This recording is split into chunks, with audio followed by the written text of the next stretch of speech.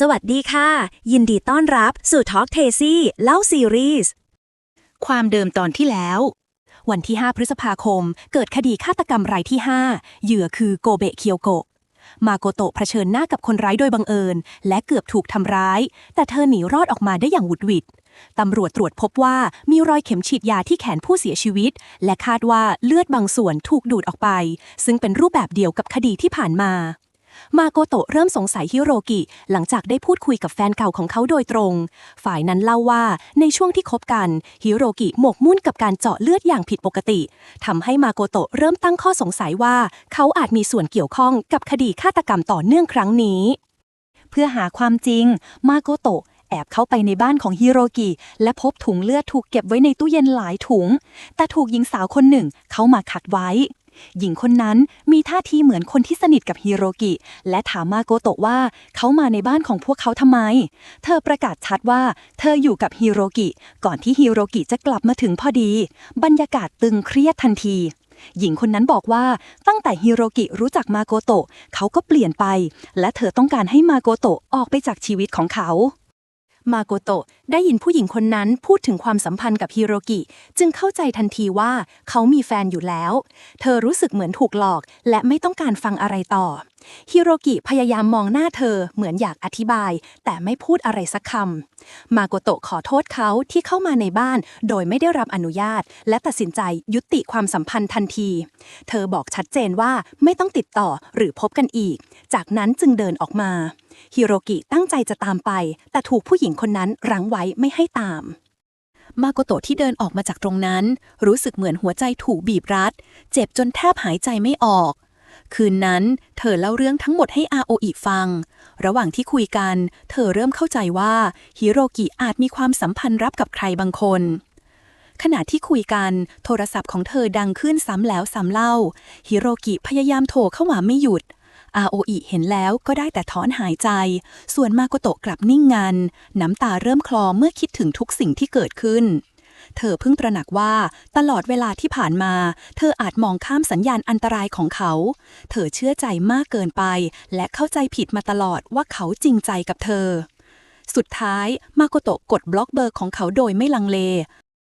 ฮิโรกิอยู่ในห้องเขาจ้องโทรศัพท์และพยายามโทรหามาโกโตะขณะนั้นมิคุรุที่เดินมาถามเขาว่าจริงจังกับมาโกโตะไหมพร้อมบอกให้เขาเลิกเจอกับเธอซะฮิโรกิเงียบไปชั่วครู่ก่อนตอบปัดๆว่าเขารู้แล้วมิคุรุที่เห็นท่าทางของฮิโรกิถามเขาต่อว่าเขาโกรธเธอหรือเปล่าฮิโรกิยิ้มให้แล้วบอกว่าเขาไม่ได้โกรธเธอพร้อมกับเอื้อมมือไปลูบหัวเธอเบาๆฮิโรกิพยายามคิดทบทวนความรู้สึกของตัวเองเขายังโหยหาความสุขแต่ความรู้สึกที่เขามีกับมาโกโตะนั้นกำลังกลายเป็นการอยากครอบครองมากกว่าความรักเขาเลยเลือกที่จะให้เธอปล่อยมือเขาไปดีกว่าที่สถานีโทรทัศน์อิตสึกิพนักงานส่งอาหารที่มาส่งถึงกองข่าวเล่าให้ทีมงานฟังว่าเขารู้สึกผิดสังเกตกับเจ้าหน้าที่พิสูจน์หลักฐานคนหนึ่งชื่อมัตสึโอกะ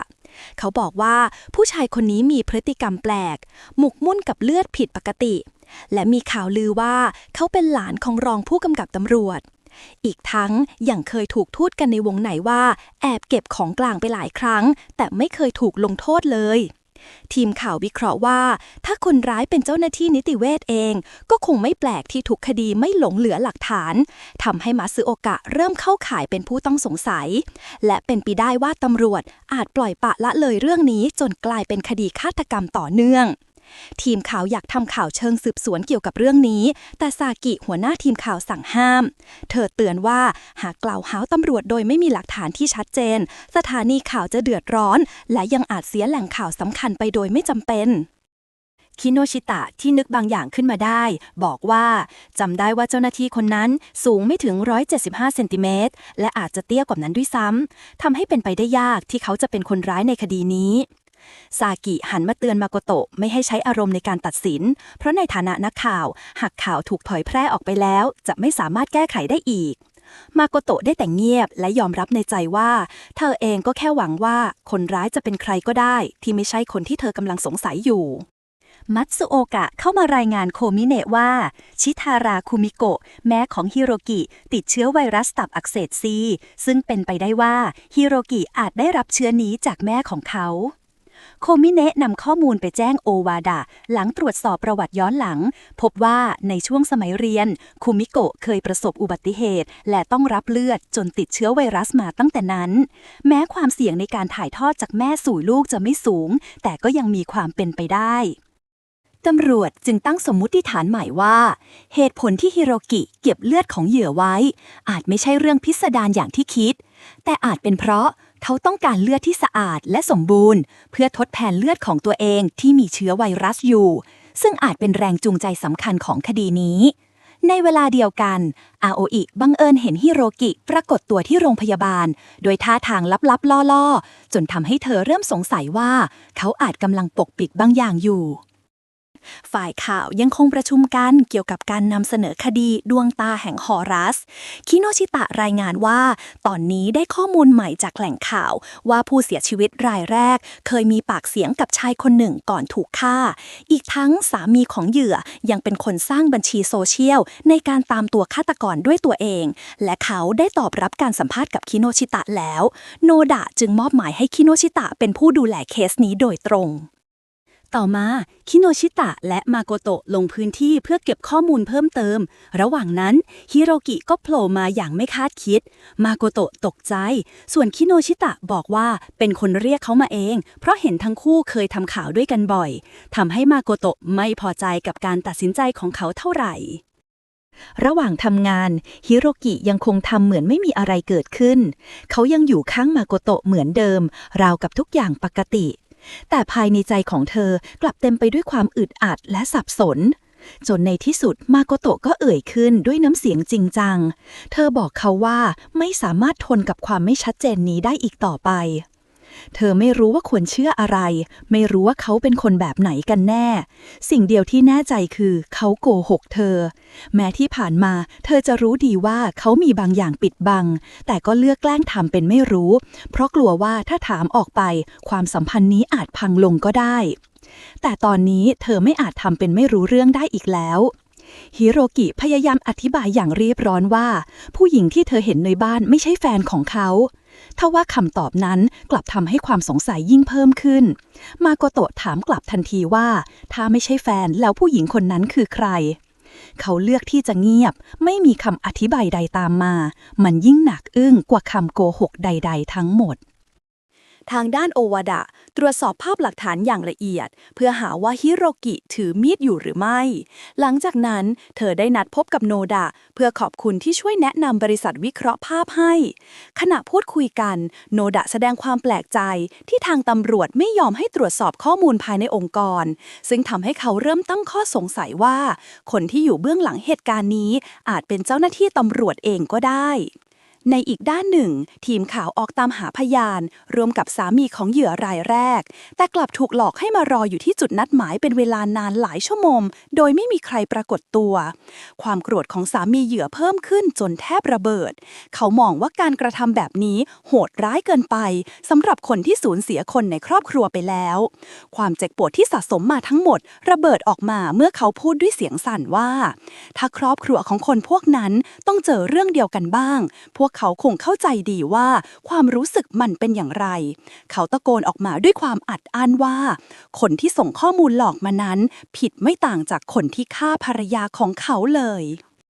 ทีมข่าวมีการถกเถียงกันเรื่องการออกอากาศคลิปนี้เพราะบางคนกังวลว่าข้อมูลอาจไม่เหมาะสมหรือสร้างความเสียหายแต่หลังจากสรุปเรื่องกันชิโนชิตะเห็นว่าผู้คนควรรับรู้ว่ามีคนทำเรื่องโหดร้ายแบบนี้จริงๆจึงตัดสินใจออกอากาศตามนั้น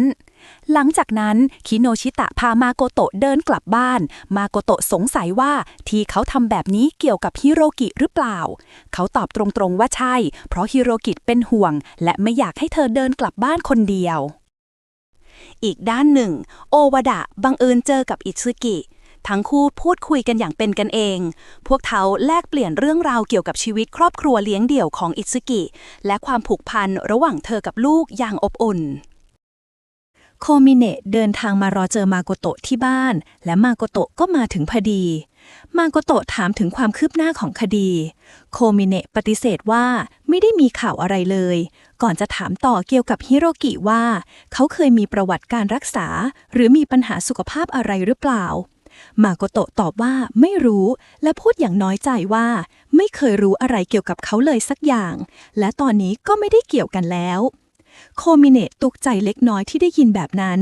เธอยังเล่าว่าฮิโรกิอยู่กับผู้หญิงอีกคนและน่าจะมองเธอเป็นแค่ของเล่นก็เท่านั้นโคมิเนะพยายามปลอบใจว่าผู้หญิงคนนั้นอาจเป็นเพื่อนหรือญาติของเขาแต่มาโกโตะกลับถามว่าเธอไม่รู้เลยว่าฮิโรกิมีพี่น้องโคมิเนะบอกกับเธอว่านั่นก็จริงเพราะข้อมูลทะเบียนบ้านระบุว่าเขาอยู่คนเดียวมาโกโตะบอกโคมิเนะว่าเธอไม่เป็นไรแล้วและตัดสินใจว่าจะไม่เจอเขาอีกรวมถึงไม่อยากรู้เรื่องของเขาอีกด้วยก่อนจะเดินจากไปโดยไม่หันกลับมาหลังจากนั้นอาโออิชวนโคมิเนะไปดื่มด้วยกันเพื่อปลอบใจแล้วพูดคุยระบายความรู้สึกระหว่างนั้นอาโออิพยายามกระตุ้นให้โคมิเนะรีบสารภาพความในใจกับมาโกโตะเพราะตอนนี้ยังพอมีโอกาสแต่ถ้าปล่อยให้เวลาผ่านไปมากกว่านี้ก็อาจสายเกินไปเธอยังเตือนว่าเวลาจะสารภาพรักต้องเลือกช่วงที่เหมาะสมไม่ใช่พูดเล่นหรือทำเหมือนล้อกันต้องพูดด้วยความจริงจังและใช้ถ้อยคำให้ดีส่วนเรื่องสถานที่อาโออิอาสาจะช่วยจัดการให้เองระหว่างที่มาโกโตะกำลังทำอาหารภาพความทรงจำเกี่ยวกับฮิโรกิที่เคยใช้ชีวิตอยู่ด้วยกันก็ย้อนกลับมาในหัวทั้งช่วงเวลาที่ได้พูดคุยกันและสถานที่ที่เคยนั่งด้วยกันแต่เธอไม่รู้เลยว่าระหว่างทางนั้นมีใครบางคนกำลังแอบติดตามอยู่ห่างๆอีกด้านหนึ่งมิคุรุกำลังนั่งดูภาพของมาโกโตะที่พูดคำว่าขอโทษซ้ำไปซ้ำมาราวกับกำลังจมอยู่ในความคิดบางอย่างและกำลังวางแผนจะทำอะไรต่อจากนี้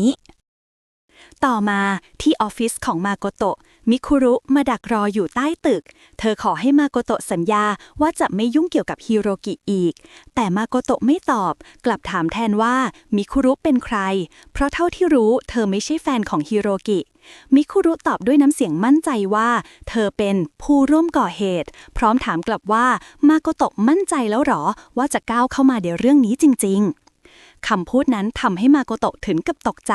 และถามกลับว่าหมายความว่ายังไงมิคุรุเดินเข้ามาใกล้พลางพูดว่าที่จริงแล้วมาโกโตะไม่รู้จักฮิโรกิเลยและเขาไม่มีวันเล่าเรื่องทั้งหมดให้เธอฟังแน่นอนคำพูดนั้นทำให้มาโกโตะนิ่งเงียบเหมือนจะยอมรับในใจว่าสิ่งที่มิคุรุพูดมันก็จริงทั้งหมดฮิโรกิที่อยู่บ้านคนเดียวเปิดตู้เย็นตามปกติแต่ต้องตกใจเมื่อเห็นว่าเลือด2 ถุงที่เคยเก็บไว้นั้นได้หายไปแล้วความเย็นเยือกแล่นผ่านร่างเขาเริ่มรู้ทันทีว่ามีบางอย่างไม่ปกติเกิดขึ้นขณะเดียวกันที่สถานีโทรทัศน์ซึ่งเป็นออฟฟิศของทีมข่าวเกิดความวุ่นวายขึ้นเมื่อกระแสข่าวของสามีผู้เสียหายที่เพิ่งออกอากาศไปกลับกลายเป็นประเด็นร้อนในโลกออนไลน์เสียงวิพากษ์วิจารณ์ส่วนใหญ่กลับมุ่งไปในทางลบทำให้คิโนชิตะรู้สึกกังวลและกลุ้มใจเพราะไม่คิดว่าผลตอบรับจะออกมาในทิศทางนี้ด้านโนดะกลับมองว่านี่เป็นเรื่องปกติเพราะเมื่อชายคนนั้นแสดงอารมณ์โกรธออกไปอย่างรุนแรงและพูดจาไม่ยั้งมันก็เป็นธรรมดาที่จะเกิดกระแสต่อต้านและเสียงวิจารณ์ตามมามาโกโตะมองเหตุการณ์ที่เกิดขึ้นอย่างไม่สบายใจเธอรู้สึกว่าการที่สามีของผู้เสียหายออกมาเรียกร้องความเป็นธรรมแต่กลับถูกสังคมต่อว่าและประณามนั้นเป็นเรื่องไม่ถูกต้องเลยทั้งที่เขาควรได้รับการเห็นใจและปกป้องในฐานะเหยื่อไม่ใช่ถูกทำร้ายซ้ำด้วยคำพูดของผู้คนในอีกด้านหนึ่งคิโนชิตะไปพบฮิโรกิเขาถามอย่างตรงไปตรงมาว่าสาเหตุที่ฮิโรกิไม่ทำสกู๊ปข่าวนี้เป็นเพราะเขารู้ผลลัพธ์ล่วงหน้าแล้วใช่ไหมฮิโรกินิ่งอยู่ครู่หนึ่งก่อนตอบอย่างเรียบเย็นว่าการควบคุมกระแสของสังคมนั้นง่ายมากขอแค่มีใครบางคนเริ่มสร้างเรื่องขึ้นมาจากนั้นข่าวลือก็จะแพร่กระจายไปเองและสุดท้ายมันก็จะถูกเชื่อว่าทั้งหมดเป็นความจริง ขณะเดียวกันระหว่างทางกลับบ้านมาโกโตะรู้สึกได้ถึงสายตาแปลกๆที่คอยจับจ้องอยู่ด้านหลังเสียงฝีเท้าดังขึ้นใกล้เข้ามาทีละนิดความหวาดกลัวจากเหตุการณ์ในอดีตกับฆาตกรดวงตาแห่งฮอรัสหวนกลับมาอีกครั้งเธอรีบเร่งฝีเท้าวิ่งหนีอย่างไม่คิดชีวิตแต่ชายปริศนาก็ยังคงตามมาติดๆทันใดนั้นฮิโรกิปรากฏตัวขึ้นและเข้ามาขวางไว้ได้ทันก่อนที่เธอจะถูกทำร้ายมาโกโตะมองฮิโรกิด้วยสีหน้าตื่นตระหนกก่อนถามออกมาตรงๆว่าคนที่เพิ่งตามเธอมานั้นใช้ฆาตกรฮอรัสหรือเปล่าฮิโรกินิ่งไปครู่หนึ่งก่อนตอบอย่างหนักใจว่าน่าจะไม่ใช่เพราะเขาคิดว่าคนนั้นคือพ่อของตัวเองคำตอบนั้นทำให้มาโกโตะเริ่มตั้งคำถามอย่างจริงจังเธออยากรู้ว่าฮิโรกิมีส่วนเกี่ยวข้องกับพ่อที่กำลังถูกตำรวจจับตามองอยู่หรือเปล่าและเหตุการณ์เมื่อครู่นี้เขาเป็นคนจัดฉากขึ้นมาเองใช่ไหมเธอบอกว่าฮิโรกิในมุมที่เธอไม่เคยรู้จักค่อยๆเผยออกมาทีละน้อยจนมาโกโตะไม่รู้ว่าจะไว้ใจเขาได้อีกหรือเปล่าเธอรู้สึกสับสนและโดดเดี่ยวไม่กล้าพูดเรื่องนี้กับใครอีกต่อไปและในที่สุดก็เอ่ยออกมาด้วยเสียงสั่นว่าเธอไม่อยากทนอยู่กับเขาอีกแล้วฮิโรกิไม่ตอบอะไรได้แต่ก้มหน้าขอโทษด้วยน้ำเสียงแผ่วเบาความเงียบปกคลุมอยู่ชั่วขณะก่อนที่มาโกโตะจะพูดด้วยน้ำเสียงเย็นชาบอกให้เขาเลิกแกล้งทำเป็นห่วงเธอได้แล้วคำพูดนั้นเปรียบเสมือนการตัดขาดความสัมพันธ์ระหว่างทั้งสองอย่างสิ้นเชิงหลังจากเหตุการณ์นั้นฮิโรกิกลับไปหาพ่อของตนด้วยสีหน้าหนักแน่นเขาบอกให้ผู้เป็นพ่อยุติการทำตามใจตัวเองสักทีและขอให้หยุดทุกอย่างก่อนที่จะมีใครต้องเจ็บปวดไปมากกว่านี้คืนนั้นฮิโรกิตัดสินใจทำบางอย่างทันทีโดยไม่ลังเลราวกับได้ตัดสินใจแน่วแน่ว่าจะจบเรื่องทั้งหมดด้วยมือของตัวเองอีกด้านหนึ่งโคมิเนะเล่าให้โอวาดะฟังด้วยสีหน้าจริงจังว่าวันนี้เขาตั้งใจจะไปสารภาพรักกับมาโกโตะให้ได้โอวาดะได้แต่ให้กำลังใจเต็มที่บอกให้เขาสู้สุดใจอย่ายอมแพ้ไม่ว่าจะเกิดอะไรขึ้นขณะเดียวกันอาโออิได้วางแผนไว้เรียบร้อยเธอนัดมาโกโตะมาที่ร้านกาแฟแห่งหนึ่งและยังชวนโคมิเนะมาด้วยเพื่อให้เขาได้สารภาพรักกับมาโกโตะตามที่ตั้งใจไว้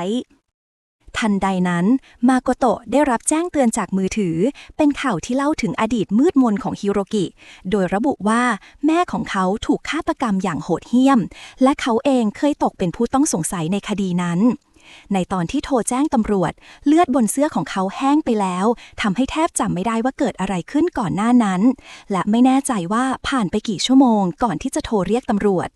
จนกระทั่ง3 เดือนต่อมาพ่อของเขาถูกจับกุมและเพิ่งพ้นโทษออกมาเมื่อช่วงเดือนมกราคมเหยื่อทั้งหมดล้วนเป็นผู้หญิงวัยทำงานที่มีอาชีพมั่นคงและถูกแทงด้วยวิธีเดียวกับแม่ของเขาไม่มีผิดตอนนี้ตำรวจเริ่มสงสัยว่าพ่อของเขาอาจกลับมาก่อเหตุอีกครั้งคิโนชิตะโทรหามาโกโตะเพื่ออธิบายให้เธอฟังว่าสิ่งที่เกิดขึ้นน่าจะเป็นส่วนหนึ่งของเกมชักใยสังคมของฮิโรกิเขาพยายามสร้างเรื่องใหม่ขึ้นมาเพื่อกลบเรื่องเก่าและเบี่ยงเบนความสนใจจากข่าวของอิเคอุจิสามีของเหยื่อรายแรกที่กำลังถูกวิพากษ์วิจารณ์อย่างหนักในโลกออนไลน์เพราะฮิโรกิเคยบอกกับเขาไว้อย่างนั้นมาโกโตะที่ได้ยินคำอธิบายของคิโนชิตะรีบออกไปหาฮิโรกิทันทีโคมิเนะซึ่งมาถึงพอดีพยายามขอร้อมให้เธอหยุดแต่มาโกโตะไม่สนใจก่อนที่โคมิเนะจะสารภาพรักกับเธอทันทีทำให้มาโกโตะตกใจและตอบปฏิเสธเขาอย่างรวดเร็วจากนั้นเธอรีบวิ่งออกไปหาฮิโรกิทิ้งให้กลุ่มที่เหลือยืนนิ่งอยู่ตรงนั้นอาโออิเรียบเข้ามาปลอบพร้อมเตือนว่าตนเคยบอกแล้วว่าไม่ควรใช้อารมณ์แบบนี้ในการสารภาพรักสักพักโทรศัพท์ของฮิโรกิก็ดังขึ้นมาโกโตะโทรหาเขาถามว่าตอนนี้อยู่ที่ไหนฮิโรกิตอบว่ากำลังอยู่หน้าบ้านของเธอมาโกโตะสั่งให้เขาอยู่ตรงนั้นห้ามไปไหนเด็ดขาดเมื่อทั้งคู่พบกันมาโกโตะบอกว่าเธอไม่อยากเชื่อใจฮิโรกิอีกแล้วแต่ถึงอย่างนั้นก็ทำใจปล่อยเขาไปไม่ได้จริงๆเพราะเธอยังรักเขามากฮิโรกิพูดด้วยน้ำตาว่าเขาแค่อยากให้มาโกโตะมีความสุขและยิ้มได้ตลอดเวลามาโกโตะตอบว่าถ้าในอดีตพวกเขาไม่เคยเจอกันก็คงจะดีแต่สุดท้ายทั้งคู่ก็จูบกันราวกับเป็นคำปลอบโยนซึ่งกันและกัน ค่ำคืนนั้นกลายเป็นความอบอุ่นที่ปลอบโยนหัวใจของทั้งสองให้ลืมเรื่องราวทั้งหมดชั่วขณะ และรับรู้เพียงความรักที่ยังคงเต้นอยู่ตรงหน้าราวกับยอมรับว่าความสัมพันธ์ของพวกเขาต่อจากนี้จะไม่เหมือนเดิมอีกต่อไป โคมิเนะกลับมาที่สำนักงานพร้อมความรู้สึกผสมปนเปเมื่อโอวดะโทรมาถามถึงการสารภาพรักเขายิ้มออกมาแล้วบอกว่าโดนปฏิเสธเธอพยายามปลอบใจและชวนเขาไปดื่มเพื่อระบายความรู้สึกโคมิเนะตอบตกลงพร้อมถามว่าเธออยู่ที่ไหนแต่โอวดะไม่ได้ตอบตรงๆเธอบอกเพียงว่ามีเรื่องต้องตรวจสอบก่อนเพราะมั่นใจว่าคนร้ายในคดีดวงตาแห่งฮอรัสน่าจะไม่ใช่ชิทาระคันจิและขอเช็คบางอย่างให้มั่นใจก่อนแล้วค่อยกลับไปคุยกันพร้อมกับให้กำลังใจเขาว่าบางทีสิ่งที่ตามหาอาจอยู่ใกล้กว่าที่คิดเพียงแต่เรามองไม่เห็นและบอกให้เขาสู้ต่อไปหลังวางสายโอวดะเห็นพยาบาลเพิ่งเดินผ่านมาจึงเรียกเพื่อสอบถามแต่พอหันมาผู้หญิงคนนั้นกลับกลายเป็นอาโออิขณะเดียวกันฮิโรกิก็กำลังเดินออกมาจากห้องของมาโกโตะภาพตัดมาที่ยามเขากำลังเดินตรวจความเรียบร้อยอย่างระมัดระวังจู่ๆเขาเหยียบอะไรบางอย่างแล้วรู้สึกว่ามันไม่ปกติก้มลงดูจึงเห็นว่ามันคือลูกกวาดใจเขาเต้นแรงแต่ก็เดินตามรอยลูกกวาดนั้นไปเรื่อยๆยิ่งเข้าไปลึกรอยเลือดเริ่มปรากฏเต็มพื้นทำให้บรรยากาศรอบตัวมืดมิดและตึงเครียดในที่สุดไฟฉายส่องไปเจอร่างของใครบางคนที่นอนแน่นนิ่งอยู่บนพื้นและผู้หญิงคนนั้นคือโอวดะเรื่องราวกำลังน่าติดตามใครกันคือฆาตกรอย่าลืมกดไลค์กดแชร์กด Subscribe เพื่อเป็นกำลังใจให้ช่องของเราด้วยนะ